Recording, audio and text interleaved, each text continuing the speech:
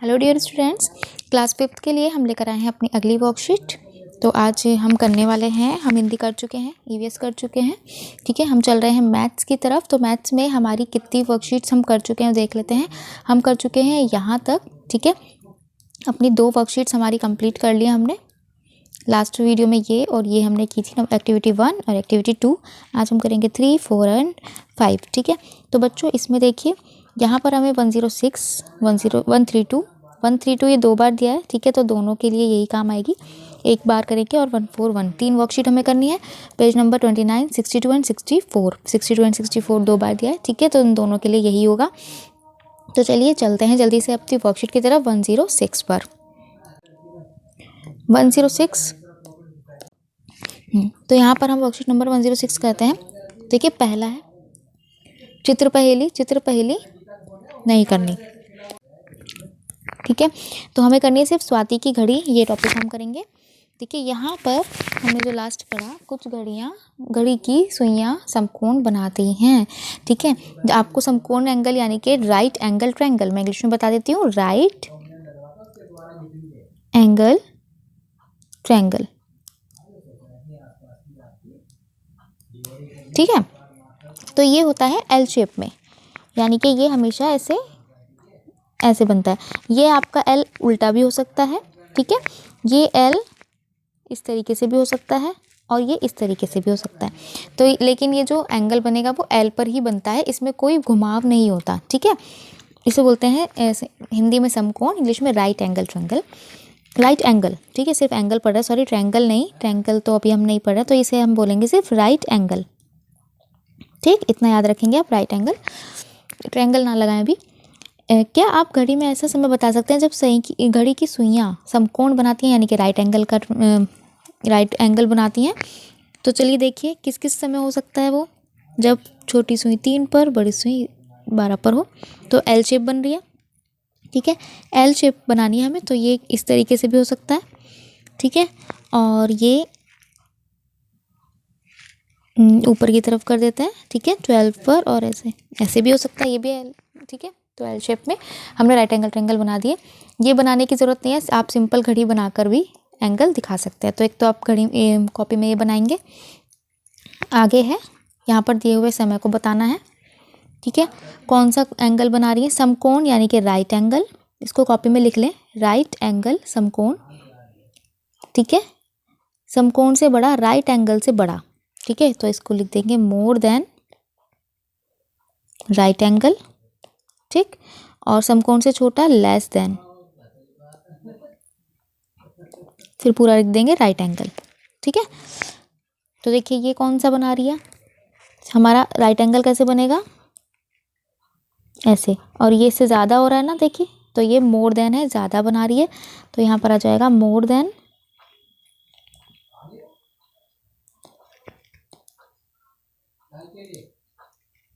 Right angle, ठीक है।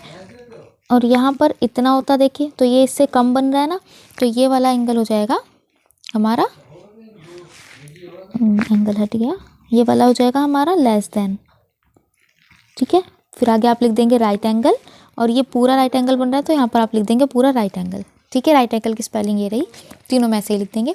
ये एक वर्कशीट हमारी खत्म हुई, बस इसमें इतना ही करना है। नेक्स्ट पर चलते हैं। नेक्स्ट है हमारी 132, वर्कशीट नंबर 132 करेंगे। इसमें क्या करना है, चित्र पहेली है, इसको नहीं करेंगे, स्किप कर देंगे, आगे चलते हैं। देखिए आज हम पढ़ने वाले हैं इसमें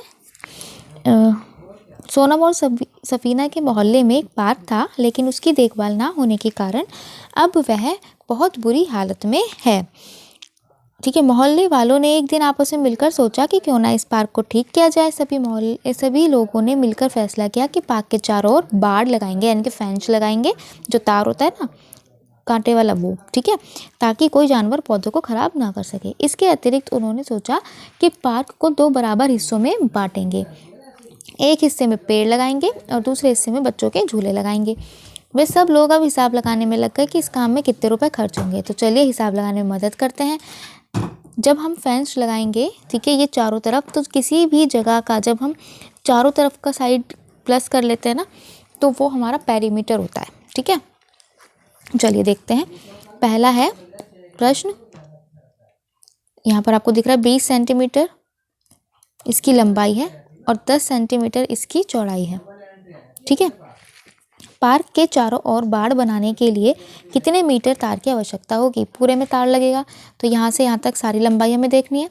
तो ये 20 है, ये 20 है, ठीक है, ये 10 है, तो ये भी 10 है, बराबर है ना दोनों। ठीक, तो हमें क्या करना है 20 + 10, 10 + 20, 20 + 10, सबको हमें प्लस कर देना है। तो कितना हो जाएगा 20 + 10 + 20 + 10, ठीक है, दोनों साइड को प्लस कर देंगे, चारों साइडों को। तो यहाँ पर हो जाएगा 20, 20, 40, 50 एंड 60। कितना आंसर है 60 मीटर। ठीक, यदि 1 मीटर तार की कीमत 150 है, ठीक है, तो पूरे पार्क के चारों ओर बाड़ लगाने की कुल कितने रुपए खर्च होंगे? अगर 1 मीटर 150 रुपीज़ में लग रहा है तो 60 मीटर में कितना लगेगा? 60 मीटर है ना चारों तरफ का, तो कितने रुपए खर्च होंगे? यहाँ पर आप मल्टीप्लाई करके लिख देंगे। इसी तरह थर्ड है, यदि आधे भाग को झूले लगाने के लिए खाली छोड़ा जाएगा तो पार्क के कितने क्षेत्र में घास और पौधे लगेंगे? जब आप पार्क के आधे हिस्से में लगाएंगे, ठीक है, इतने में, तो अंदर देखिए ये तो था बॉर्डर, तो ये हमारा पेरीमीटर था। जब हम अंदर का एरिया निकालते हैं तो वो होता है हमारा एरिया। ठीक है, अब आप एक चीज़ पर ध्यान दीजिए, जब आप एरिया निकाल रहे हैं तो आप आधे हिस्से में लगाएंगे, ठीक है, घास। तो ये पूरा कितना था 20 और हम हाफ में लगाएंगे तो ये भी कितना हो जाएगा 10 और ये भी 10 है, तो ये तो 10 है और ये भी ऊपर वाला हमारा आधा हिस्सा 10। तो यानी कि हमें चारों साइड कितनी कितनी लेनी है 10। ठीक है, तो जब हम एरिया निकालेंगे तो हम इनको मल्टीप्लाई कर देंगे। ठीक, एरिया निकालने के लिए 10 10 है ना चारों तरफ, तो हम क्या करते हैं इनकी मल्टीप्लाई कर देते हैं, लंबाई की और चौड़ाई की। L × B यानी कि लेंथ की मल्टीप्लाई ब्रेथ से। तो लेंथ है 10, ठीक है, 10 और ब्रेथ भी है 10। ठीक, तो 10 की मल्टीप्लाई 10 से करेंगे 100, आंसर आ जाएगा 100 मीटर, सॉरी 100 स्क्वायर मीटर। देखिए बच्चों, पेरीमीटर हमेशा मीटर में या सेंटीमीटर में, लेकिन जब एरिया निकालते हैं तो वो स्क्वायर में आंसर देता है, इसलिए हमने 100 मीटर को छोड़ के 100 वर्ग मीटर लिया है, स्क्वायर मीटर। ठीक है, फिर है 1 वर्ग मीटर में घास और पौधे लगाने का खर्च ₹450 है। तो आधे पार्क में घास और पौधे लगाने के कितने रुपए खर्च होंगे? हमने एरिया भी निकाला है, यहाँ पर कितना है 100, तो 450 की मल्टीप्लाई हो जाएगी 100 से। ठीक है, तो आप यहाँ पर आंसर लिख देंगे, कितना आंसर आएगा? जब भी ज़ीरो वाले नंबर से मल्टीप्लाई होती है जिसमें आगे 1 लगाओ, 10, 100, 1000, तो उतनी ज़ीरो इसके पीछे लग जाती हैं। 450 यहाँ था और ये कितनी ज़ीरो है 2, तो 2 लग जाएंगे, तो पहला इसका आंसर है। ठीक है, यदि झूले लगाने में 5000 लगेंगे तो पार्क को पूरा तैयार करने में कुल कितने रुपए लगेंगे? देखिए 5000 लगेंगे झूले लगाने में और ये 45,000 हमने लगाए घास लगाने के। ठीक है, तो इनको प्लस कर देंगे तो कितना हो जाएगा कुल खर्चा 50,000। ये आप कॉपी में कर लेंगे। ठीक है, तो हमारी ये वर्कशीट भी कंप्लीट होती है। आगे चलते हैं नेक्स्ट वर्कशीट पर। वर्कशीट नंबर 141, किताबों का हिसाब। कक्षा पुस्तकालय की अलमारियों में किताबें रखे जाने से बच्चों के लिए काफ़ी सुविधा हो गई है। अब वे आसानी से किताबें लेकर पढ़ सकते हैं और अध्यापक अध्यापिका की अनुमति से घर भी ले जा सकते हैं। तो हमें आज इसमें करना है टैली मार्क्स। टैली मार्क्स हम आपको बता चुके हैं, 1 के लिए 1, 2 के लिए 2 लाइन्स, 3 के लिए 3 लाइन्स, 4 के लिए 4 लाइन्स और 5 के लिए 5 लाइन्स। ठीक है, इस तरह टैली मार्क्स से हमें ये टेबल कंप्लीट करनी है। यहाँ पर हमें दे दिया है किताबों की संख्या टैली मार्क्स के रूप में, कुल किताबें कितनी है इन्हें काउंट करेंगे और यहाँ लिख लेंगे, तो ईजी है, तो आप खुद से कर सकते हैं। ठीक है, जैसे अर्जुन का यहाँ पे दिखाया 4, कशिश की हैं कितनी 3। ठीक, पहले आप इसको कंप्लीट कर लेंगे, उसके बाद आप यहाँ पर इन्हीं के हिसाब से जो प्रश्न दिए गए हैं इनके उत्तर देंगे। किस छात्र छात्रा ने सबसे ज़्यादा किताबें घर ले जाने के लिए ली हैं? तो सबसे ज़्यादा देखो टैली मार्किंग में देखूँ तो मैंने अभी सॉल्व नहीं किया है, पर ये मुझे दिख रहा है, तो हो सकता है रिया का ही हो। अगर इससे ज़्यादा किसी और की है तो उसका नाम लिख देंगे आप। तो यहाँ पर सबसे ज़्यादा किसने ली है? रिया ने। ठीक है, किस छात्रा ने सबसे कम किताबें ली हैं? सबसे कम मुझे दिख रहा है इसका, तो यहाँ पर नाम आ जाएगा भरत। किन 2 छात्रों ने घर के लिए बराबर संख्या में किताबें ली हैं और कितनी? चलिए, किन दो छात्रों ने बराबर, जिनके नंबर यहाँ बराबर आए उन दोनों के नाम यहाँ लिख देंगे। ठीक है, क्या आपको भी किताबें पुस्तकालय से घर ले जाना पसंद है? हाँ या ना यहाँ पर आप लिख देंगे। भाई मुझे तो बहुत पसंद है, तो हाँ। इंग्लिश मीडियम में यस लिख देंगे बच्चे। आप नाम को भी हिंदी में लिखने की जगह इंग्लिश में लिख सकते हैं। ठीक है, जैसे रिया और भरत था, आपके द्वारा घर ले जाई गई किताबों को कौन कौन पढ़ता है, यहाँ पे उनके नाम लिख देंगे। ठीक है, मम्मी पापा भाई बहन जो भी पढ़ते हैं उनके बारे में लिख देंगे। तो हमारी तीनों वर्कशीट्स हो गई हैं। बुक टेक्स्ट बुक देख लेते हैं। देखिए यहाँ पर है 29। ठीक है, तो 29 में क्या करेंगे, पेज नंबर ओपन कर लेंगे सभी बच्चे। यहाँ पर हमने किया था जैसे वर्कशीट में टाइम बताना है, ठीक है, तो वैसे ही हमें यहाँ पर भी एंगल्स बताने हैं। Right what kind of angle is made by hands at these times, also right the time. Time भी लिखिए और ये भी बताइए कि कौन सा एंगल बन रहा है। हमने 3 एंगल पढ़े थे। ठीक है, राइट एंगल पहला, ठीक है, जो कम है वो लेस देन हो जाएगा, लेस देन राइट एंगल, और जो ज़्यादा है वो मोर देन हो जाएगा। ठीक है, तो अब तीनों स्पेलिंग्स याद रखिए और इसको लिखिए। टाइम भी लिखना है आपको, जैसे यहाँ पर है 7:25, टाइम लिख देंगे। ठीक है, बहुत इजी है। और साथ में लिख देंगे कि देखिए ये हमारा, अगर मैं इसको राइट एंगल ट्रायंगल बनाऊँ तो ये यहाँ से यहाँ बनेगा, एल बनेगा ना ऐसे स्ट्रेट। ठीक, तो ये कम है इससे, तो यहाँ पर आ जाएगा लेस देन, मैंने एल लिख दिया लेस देन में। ठीक है, पूरा लिखेंगे आप, लेस देन राइट एंगल। फिर यहाँ पर आ जाएगा, देखिए ये ज़्यादा है, बड़ा है, तो ये हो जाएगा मोर देन। टाइम आप खुद ही देख सकते हैं, मोर देन टाइम तो आपको पता चल ही रहा है कि कितना हो रहा है, 3:40। ठीक, और यहाँ पर है भी ज़्यादा है तो ये भी मोर देन है। ठीक है, ये भी ज़्यादा है, मोर देन है, और ये कम है तो ये लेस देन है। ठीक है, चलिए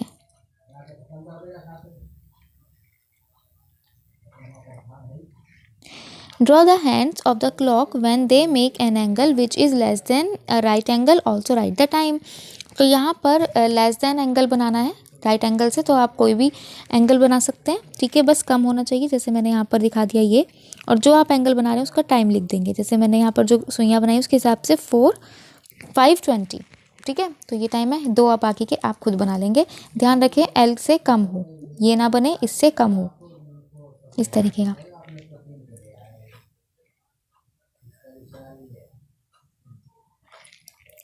मैचस्टिक पजल्स पेज नंबर 19 पर दिया। ठीक है, इसे देख लेंगे। ठीक है, फिलहाल आज के लिए जो एंगल से रिलेटेड था वो इतना ही काम था, ये आप फन के लिए यूज़ कर सकते हैं। आगे चलते हैं, पेज नंबर 62 ओपन कर लेंगे। ठीक है, इस तरह की आपकी शीट है पेज नंबर 52 की। तो यहाँ पर हमें जो करना है वो देखते हैं। यहाँ पर दिया हुआ है कि कितना पार्ट शेडेड है, कितना पार्ट शेडेड नहीं है। ठीक है, तो देख लेते हैं। यहाँ पर दिया है एक, this circle is divided into 2 equal parts, 2 parts है, आउट ऑफ कितने, 2 equal parts, 1 part is coloured. तो कितने पार्ट्स में से, तो यहाँ लिख देंगे 2, 2 पार्ट्स में से, 2 भागों में से एक भाग कलर्ड है। ठीक है, ब्लू कलर्ड है। Here is the circle is divided into, कितने पार्ट्स में डिवाइडेड है, 4। ठीक है, आउट ऑफ 4 इक्वल पार्ट्स, कितने पार्ट कलर्ड हैं ब्लू से, 2, तो यहाँ पे लिख देंगे 2। हेयर द सर्कल इज, इसी की तरह लिखेंगे डिवाइडेड इनटू, सेम कितने पार्ट्स में डिवाइडेड है, 1 2 3 4 5 6 पार्ट में डिवाइड है। Out of 6 equal parts. ठीक है, ब्लू बताना है तो कितने पार्ट्स हैं, 4 पार्ट्स कलर्ड बाय ब्लू। ठीक है, कलर्ड ब्लू। इसी तरह इसको करेंगे, आप लिख सकते हैं बहुत इजीली। तो आप यहाँ पर बिल्कुल सेम देखकर लाइंस लिखेंगे और नंबर इसके अकॉर्डिंग लिखेंगे, पिक्चर में कितना एरिया शेडेड है विद ब्लू कलर। ठीक, तो आज की वर्कशीट भी कंप्लीट, बुक का पेज नंबर 62 भी कंप्लीट होता है। नेक्स्ट पेज नंबर देखते हैं 64। ठीक है, पेज नंबर 64 ओपन कर लेके जल्दी से देख लेते हैं इसमें भी क्या करना है हमें। यहाँ पे फ्रैक्शंस हम पीछे भी देख कर आए हैं, शेडेड रीजन। तो आप देखेंगे यहाँ पर हमें करना है parts of strip. Look at the picture, right what part of strip is each green peas, right the part of peace of each colour. ठीक है, यहाँ पर हमें ग्रीन कलर में कुछ स्ट्रिप्स, तो यहाँ पर आपको क्या करना है, देखिए यहाँ इस ग्रीन वाली में आपको कुछ पार्ट्स दिख रहे हैं, इनको काउंट कर लेते हैं। 1 2 3 4 5 6 7 8, कितनी है 8।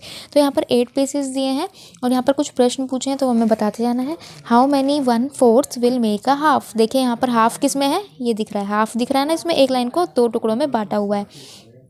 ठीक है, तो कितने इसमें कितने 1/4 आ रहे हैं, 1 2 3 4 आ रहे हैं ना, यानी कि कितने 4।